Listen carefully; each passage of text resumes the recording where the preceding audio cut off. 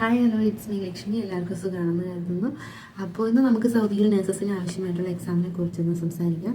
Actually ഇവിടെ Prometric എക്സാമാണ് വേണ്ടത്. അത് 2 ഇയർ ഉണ്ട്. 2 ഇയർ കഴിഞ്ഞ് നമ്മൾ വീണ്ടും റിന്യൂ ചെയ്ത് നമുക്ക് CMA അവേഴ്സ് ഒക്കെ എടുത്തിട്ട് നമ്മൾ റിന്യൂ ചെയ്യുവാണ് ചെയ്യേണ്ടത്. ഇപ്പോൾ നമ്മുടെ ഹോസ്പിറ്റൽ HR തന്നെ നമുക്ക് റിന്യൂ ചെയ്ത് തരും. പക്ഷേ പേയ്മെൻറ്റും കാര്യങ്ങളും നമ്മൾ തന്നെ ചെയ്യണം. പിന്നെ GNM ആണെങ്കിൽ അതിന് ടെക്നീഷ്യൻ എന്നും BSc-കാരാണെന്നുണ്ടെങ്കിൽ സ്പെഷ്യലിസ്റ്റ് എന്നും അങ്ങനെ ഒരു ഡിഫറൻസ് ഉണ്ട്. അപ്പോൾ അതനുസരിച്ച് ക്വസ്റ്റ്യൻസിലും ഡിഫറൻസും കാര്യങ്ങളൊക്കെ വരും.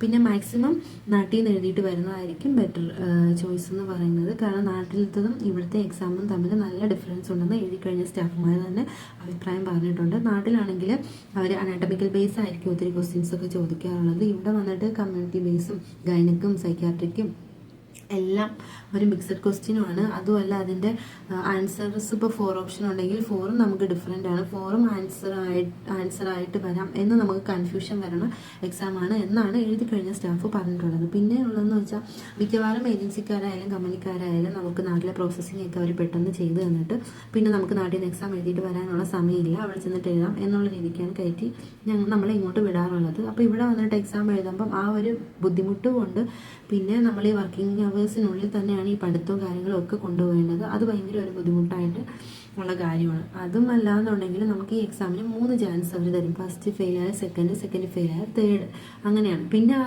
തേർഡ് ഓപ്ഷൻ കഴിഞ്ഞ് കഴിഞ്ഞാൽ പിന്നെ നമുക്ക് അതിൻ്റെ പ്രൊസീജിയേഴ്സ് കാര്യങ്ങളൊക്കെ കഴിഞ്ഞ് ആഫ്റ്റർ 1 ഇയർ എന്നാണ് നമുക്ക് വീണ്ടും എക്സാം എഴുതാൻ പറ്റുന്നുള്ളത്. പിന്നെ ഇവിടെ വന്ന് കഴിഞ്ഞിട്ട് എക്സാം എഴുതി കഴിഞ്ഞാലുള്ള ബുദ്ധിമുട്ട് എന്തെന്ന് കഴിഞ്ഞാൽ നാട്ടിൽ നിന്ന് ഇപ്പോൾ നമ്മൾ എക്സാം എഴുതി പാസ്സായി കഴിഞ്ഞാൽ നമ്മൾ പ്രോസസ്സിങ്ങും കാര്യങ്ങളായിട്ട് ഇവിടെ വന്നാൽ നമുക്ക് ഇവിടുത്തെ അലവൻസ് കാര്യങ്ങളൊക്കെ കിട്ടും. വേറെ ബുദ്ധിമുട്ടും കാര്യങ്ങളും ഇല്ലാണ്ട് ഫസ്റ്റ് സ്റ്റാർട്ടിങ്ങിൽ തന്നെ സ്മൂത്തായിട്ട് പോകാൻ പറ്റും.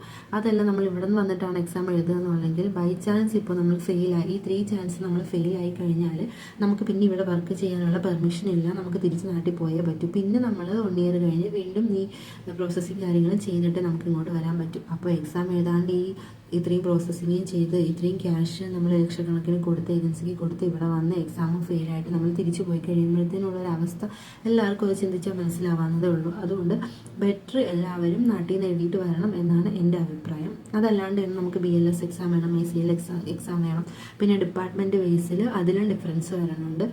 അപ്പോൾ ഇങ്ങനെയുള്ള എക്സാം എല്ലാം നാട്ടിൽ നിന്ന് തന്നെ ചെയ്തിട്ട് വരുന്നതായിരിക്കും ഏറ്റവും ബെറ്റർ. പിന്നെ നമ്മളിവിടെ വന്നാലും 3 മന്ത് പ്രൊബേഷൻ പീരീഡാണ്, ഓറിയൻറ്റേഷൻ പീരീഡ് എന്ന് പറയും. അപ്പോൾ നമുക്ക് ആ ടൈമിൽ തന്നെ ഇവാലുവേഷൻസ് ഉണ്ട്, കോമ്പറ്റൻസികളുണ്ട്, പിന്നെ മെഡിക്കേഷൻ എക്സാം നമുക്ക് വരുന്നുണ്ട്. അങ്ങനെയൊക്കെ ഒത്തിരി നമുക്കിവിടെ കാര്യങ്ങളൊക്കെ ഉണ്ട്. പിന്നെ 12 അവേഴ്സ് ഡ്യൂട്ടിയാണ്. OPDയിലും ഡയാലിസിസ്, ഓപ്പറേഷൻ തിയേറ്റർ അവിടെയൊക്കെ ഡ്യൂട്ടി അവേഴ്സിൽ വ്യത്യാസങ്ങളൊക്കെ വരുന്നുണ്ട്. പിന്നെ ക്വസ്റ്റ്യൻസ് എന്തെങ്കിലും വേണമെന്നുള്ള ആരെങ്കിലും ഉണ്ടെങ്കിൽ ജസ്റ്റ് മെസ്സേജ് ചെയ്താൽ മതി. പ്രീവിയസ് എഴുതിയിട്ടുള്ള ക്വസ്റ്റ്യൻസ് ആൻസറുകളും ഷെയർ ചെയ്യാം. അപ്പോൾ എൻ്റെ റിക്വസ്റ്റ് മാക്സിമം എല്ലാവരും നാട്ടിൽ നിന്ന് തന്നെ എഴുതിയിട്ട് വരണം എന്നാണ്. ഇവിടെ വന്ന് നമ്മൾ കഷ്ടപ്പെടുന്നതിനിടയിൽ പഠിക്കാനും ബുദ്ധിമുട്ടാണ്. പഠിച്ച എക്സാം ഫെയിലായി കഴിഞ്ഞാൽ പിന്നെ അതിനേക്കാളും ബുദ്ധിമുട്ടായിട്ടുള്ള കാര്യങ്ങളാണ്. അപ്പോൾ അത്രേ ഉള്ളൂ. എൻ്റെ ചാനൽ ഇഷ്ടപ്പെട്ടാൽ ഷെയർ ചെയ്യുക, ലൈക്ക് ചെയ്യുക, സബ്സ്ക്രൈബ് ചെയ്യുക. Thank you.